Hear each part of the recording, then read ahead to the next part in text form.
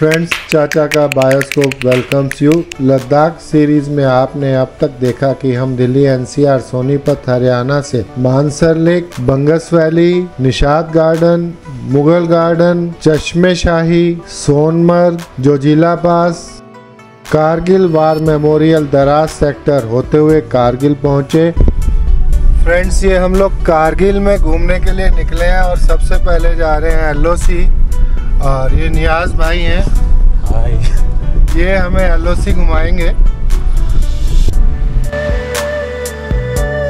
Friends, आज day 6 episode 7 और हम नियाज भाई के साथ घूमने चल रहे हैं। और यह टैक्सी मैंने अपने होटल के पास ही एक टैक्सी स्टैंड से ली है। 1800 रुपया इन्होंने मेरे से चार्ज किया है और कहते हैं कि एलओसी वगैरह घूमने जाएं तो आपको टैक्सी ही लेकर जानी है, प्राइवेट व्हीकल अलाउड नहीं है। वेल एंड गुड, जैसा जहां का जो सिस्टम है वैसे ही चलेंगे। और ये अपनी गाड़ी हम लोग होटल में ही छोड़कर बढ़ चले एलओसी देखने के लिए। और नियाज भाई हमको एक्सप्लेन करेंगे, बताते रहेंगे। आज हमारे पास टाइम बहुत है, लंच करने के बाद हम लोग निकले हैं। और दोस्तों, बने रहिए अंत तक अपने चैनल चाचा का बायोस्कोप के साथ और कारगिल को एंजॉय कीजिए। अगर आप चैनल पर नए हैं तो प्लीज सब्सक्राइब, लाइक, शेयर। चाचा का बायोस्कोप, आपका अपना चैनल चाचा का बायोस्कोप।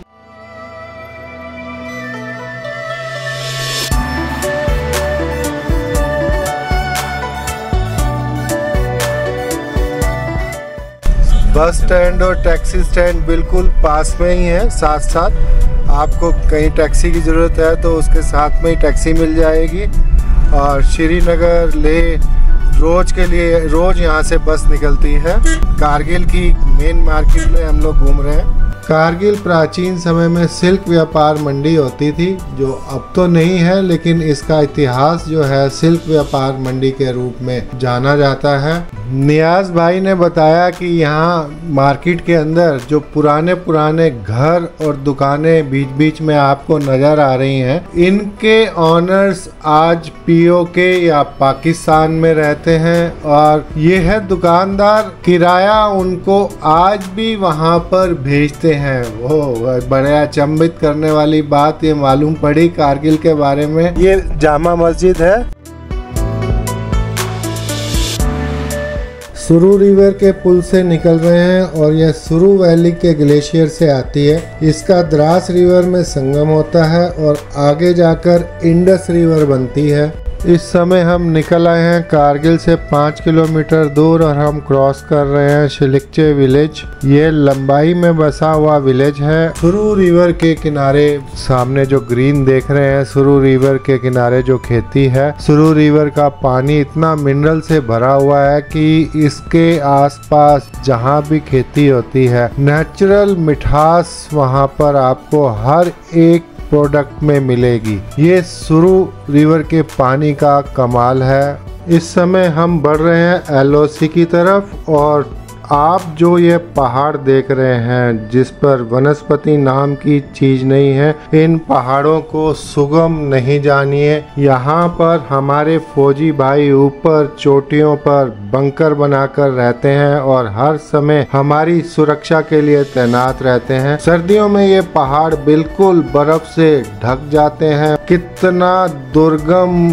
उनके लिए, और वो बिल्कुल हर समय हमारी सुरक्षा में तैनात रहते हैं। दोस्तों, ये है कारगिल का एलओसी का एरिया और हम लोग एलओसी की तरफ बढ़ते हुए, और सामने के जो पहाड़ देख रहे हैं, ये पोल के बिल्कुल बैक साइड में ये है पाकिस्तान का बंकर वहां पर। और इन बंकरों से हमारी सरहद की सुरक्षा हमारे फौजी भाई यहाँ पर करते हैं।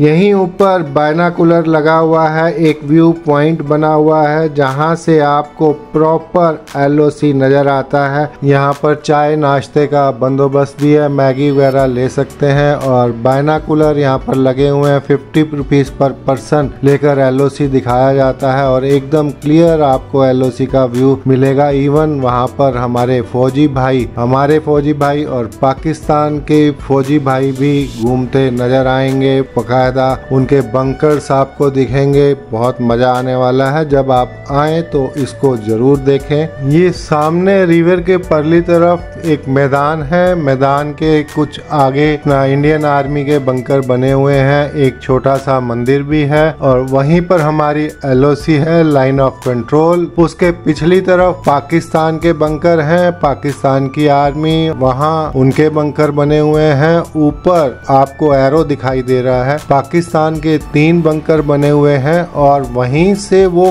कारगिल हाईवे के ऊपर बम फेंककर उसको खत्म करना चाहते थे ताकि किसी तरह की रसद और मूवमेंट बंद हो सके, लेकिन वो डिस्ट्रॉय नहीं कर पाए। हमारी इंडियन आर्मी ने संभाल लिया और उनके दांतों से पसीना निकलवा दिया। उनको भागना पड़ा, पीछे होना पड़ा। और ये जो जगह आप देख रहे हैं, जैसे मैंने पहले भी बताया है कि सर्दी के अंदर ये बर्फ से ढक जाती है और ऊपर की चोटियों पर हमारे बंकर बने हुए हैं और जितनी फौज हमारी ऊपर रहती है उसको पूरी रसद सर्दियों में पहले ही इकट्ठा कर दे दी जाती है, ताकि क्योंकि उनकी मूवमेंट नहीं हो पाती और वो बर्फ के अंदर ऊपर रहते हैं। गांव वाले आम दिनों में गांव वाले रसद पहुंचाने का काम करते हैं, जिसका मेहनताना उनको दिया जाता है। ये उनका रोजगार भी है।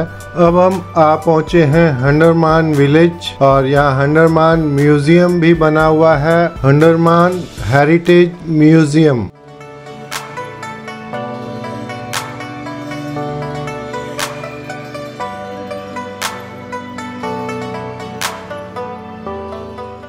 इस गांव को 1971 की लड़ाई में हमारी फौजों ने अपने कब्जे में ले लिया था। यहाँ पर अब लोग नहीं रहते हैं, लेकिन इस धरोहर को संभाल कर रखा गया है। LOC कारगिल LOC पर बना भारत का आखिरी गांव, जो कि हमारे भारत का ही हिस्सा है। अब नीचे उतरते हैं। इस गांव को देखने के लिए कुछ सीढ़ियां उतरकर आपको जाना होगा।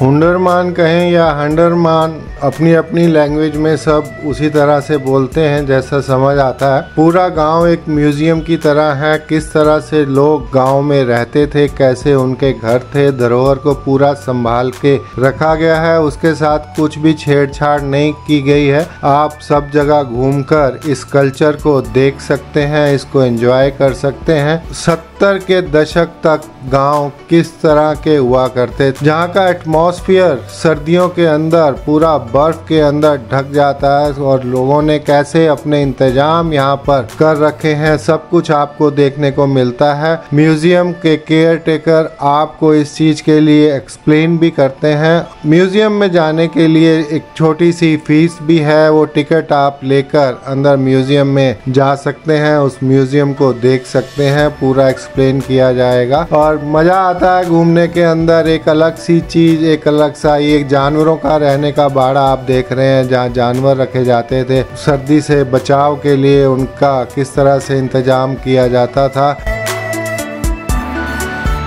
पूरा सब कुछ आज भी संजो के सारी चीजें एज इट इज रखी गई हैं, उनको मेंटेन किया जा रहा है। साफ सफाई प्रॉपर है इसके अंदर। चलो चलते हैं, म्यूजियम भी देखते हैं।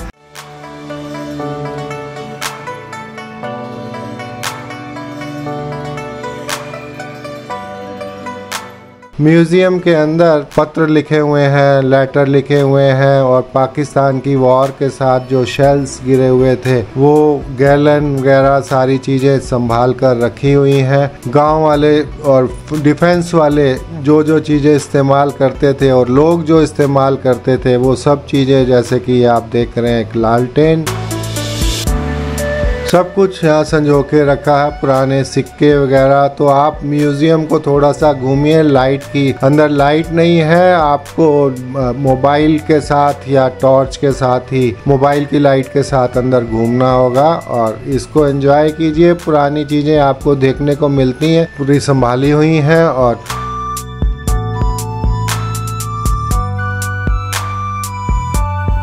गांव वालों की आईडीज अभी भी पड़ी हुई हैं, उनके पहचान पत्र आपको यहाँ पर देखने को मिल जाएंगे। थोड़ा सा गाइड के साथ जो वहाँ केयर टेकर हैं उनके साथ भी हम थोड़ा सा घूमे। उन्होंने हमें एक्सप्लेन किया यहाँ कि अब ये बता रहे हैं कि ये जो ऊपर जैसे उनके टॉयलेट्स वगैरह होते थे और जानवरों का जो शौच निकल जमा होता था वो नीचे एक खड्डे में इकट्ठा कर लिया जाता था। इंसान और जानवरों का शौच पूरा वहाँ इकट्ठा होता था और उसको सुखा के खाद बना के यहीं नीचे खेतों में डाल दिया जाता था।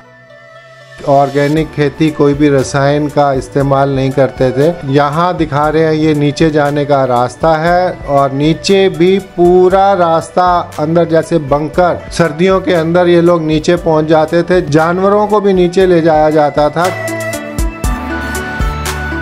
पूरी बेसमेंट बनी हुई है इसके अंदर। वो लोग अपनी मूवमेंट नीचे अंडरग्राउंड कर लेते थे वो, ताकि ऊपर ये सब बर्फ से कवर हो जाता है तो वो नीचे के लेवल पे रहते थे। कमाल का बनाने का तरीका था। देखिए दोस्तों, ये ऊपर जब धूप निकलती थी तो सामने बाड़े में जानवरों को वहाँ पे ले आते थे। उनको धूप सिखाई जाती थी। उनका चारे वगैरह घास का इंतजाम ऊपर रखा जाता था। लोग भी ऊपर आकर तब अपना आराम करते थे, धूप सेकते थे। यहाँ पर गाँव जो है बनाने का तरीका, स्टाइल वाकई गजब का। मजा आया सब कुछ जानकर कि कैसे ये लोग अपने आप को, अपने जो एक एटमॉस्फेयर है और अपनी सुविधाएं कम से कम होने पर भी किस तरह से अपनी आराम को मैनेज करते हैं, अपनी सुविधाओं को मैनेज करते हैं।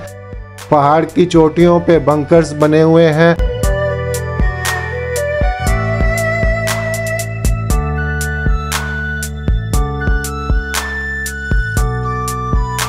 सब आपको आकर ही देखना होगा, कैमरे से हम लोग नहीं दिखा सकते हैं। तो यहाँ से घूमने के बाद चलिए अब बढ़ते हैं हम अगली जगह।